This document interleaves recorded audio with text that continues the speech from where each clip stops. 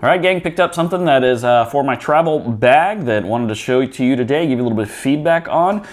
This is the HAPPYPO butt shower. That's right, this is a travel-friendly portable bidet. If you are one of those that are looking to use a bidet in your life as opposed to normal toilet paper, and this is a great pickup, an easy option for you to have on the go, whether it's just to the gym, whether it's flying across the country, or across the world. If you're an international traveler especially and you are worried about conditions of where you might be using the restroom, that's where one of these comes in super handy. This particular portable bidet, there's no electronics, there's no battery operated portion to it. You do have a squeezable side along with an ergonomic handle so that it can get into all the spaces that you need it to get into, if you know what I'm saying. And then special nozzles here to direct the water flow. It is BPA free if that is something that you are worried about.